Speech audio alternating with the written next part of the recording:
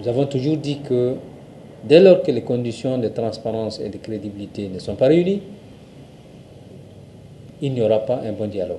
Tout ce qu'il y aura comme dialogue, c'est un simulacre de dialogue à l'image des anciens forats de 2018 et 2019. Effectivement, nous n'avons pas eu tort, parce que nous avons dénoncé aussi la pléthore au niveau de Doha. Nous avons toujours dit que c'était une stratégie de coopter des gens qui ne représentent pas en réalité l'opposition politico-militaire, mais qui vont venir juste se faire figurant dans le dialogue et donner l'impression que tout le monde, le dialogue est inclusif. Ici à l'intérieur, comme vous constatez, les grosses pointures de l'opposition, aussi bien de la société civile, sont unanimes sur les conditions de transparence.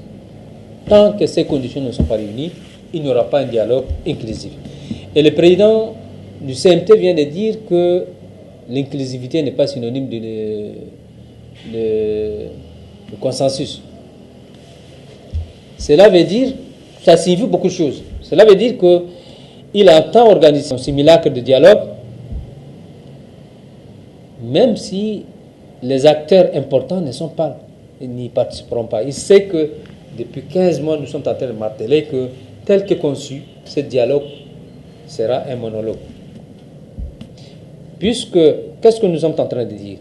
S'il y avait la sincérité du côté du CMT, nous sommes en train de dire, si vous voulez réellement créer les conditions optimales d'un vrai dialogue, il faut d'abord commencer par l'inclusivité. L'inclusivité suppose que nous déterminons les critères de participation. Juste. Ce n'est pas un camp qui domine l'autre camp. Tout ce qui s'oppose au régime, d'un côté, 50%, de l'autre côté, tout ce qui accompagne les CMT, de l'autre côté, 50%. C'est cette inclusivité que nous avons demandé. Et même, en même temps, tout ce qui se pose, y compris les politico-militaires. Maintenant, au niveau des politico-militaires, on a un peu perturbé, on a noyé un peu les principes de dialogue en amenant plusieurs personnalités issues de différents milieux qui ne sont pas des politico-militaires. Certains sont déjà rentrés, ça fait une année, d'autres des exilés politiques qui ne sont pas des politico-militaires, qui n'ont aucun élément sur le terrain. C'est tout ça qu'on a concocté, on est en train de créer une sorte de majorité. Quand il parle de majorité, mais quel genre de majorité? Quand vous réunissez, quand je vais parler, je prends, je ne sais pas, 200 paysans, et je prends 10 universitaires, je les mets ensemble. Je dis c'est la règle de la majorité. Et concevons un programme d'études de l'université. Vous pensez que ce programme va être de bonne qualité? Pas du tout. De la même manière, ils sont en train de créer leur propre majorité qui ne tient pas compte des acteurs, des vrais acteurs concernés. Maintenant, ils ont forcé à Doha.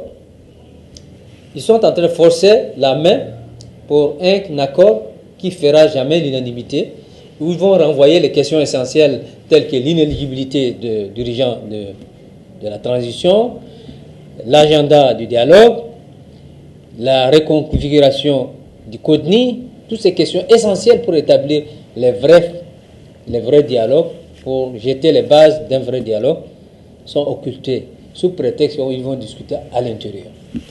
Ici, à l'intérieur, on est en train de, ça fait 15 mois, 16 mois qu'on est en train de dire que non, les conditions ne sont pas réunies, puisque vous avez mis en place un CODNI unipolaire, acquis essentiellement au système. Vous avez mis en place un CNT unipolaire, acquis essentiellement par le système. Donc, vous êtes en train de créer les conditions de votre conservation du pouvoir.